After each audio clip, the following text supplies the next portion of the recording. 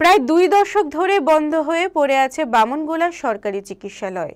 ভোটের মুখে এই চিকিৎসালয় চালুর দাবি তুললেন এলাকাবাসী। ২০ বছর ধরে বামনগোলার এই চিকিৎসালয়ে নেই চিকিৎসক, নেই নার্স, ফলে এখন বন্ধ হয়ে পড়ে আছে এই দাতব্য চিকিৎসালয়।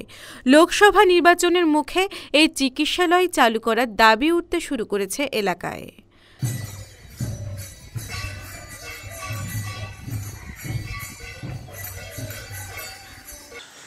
এটা সত্যি কথা বলতে কি, আমরা ছোটোবেলা কিন্তু এখানকার ওষুধ খেয়েই বড় হয়েছি আর কি।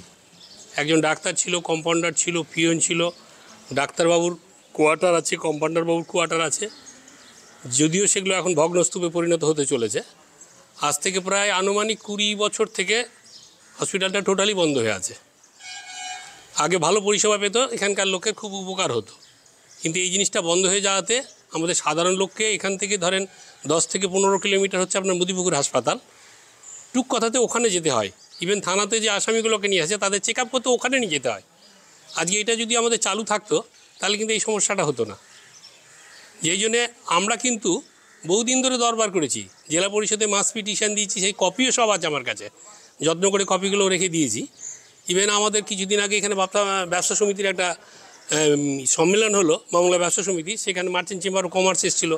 সেখানেও এখানকার পাবলিক এবং আমরা যৌথভাবে দাবি করলাম যে এই জায়গাটা পড়ে আছে, এই জায়গাটা আপনারা হসপিটালটা পুনরায় চালু করলে ভালো হয়।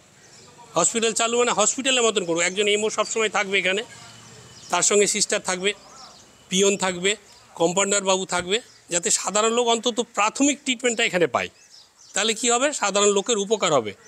অ্যাকচুয়ালি আমরা বরিন্দ অঞ্চল, বামনগোলা পিছিয়ে পড়া এলাকা, কিন্তু আজ থেকে আমি ছোটো থেকেই দেখছি সেই পিছিয়েই আছে। এই জায়গাটা কিন্তু কোনো সেইভাবে ডেভেলপ হয়নি। আপনি এটা সংবাদপত্রের মাধ্যমে ঊর্ধ্বতন কর্তৃপক্ষে তুলে রাখবেন, এটাই আমরা আশা করছি, যাতে আমাদের বামনগোলাবাসী, পিছিয়ে পড়া বামনগোলা একটু চিকিৎসার সুযোগটা পায় অন্তত। মালদা টুডে।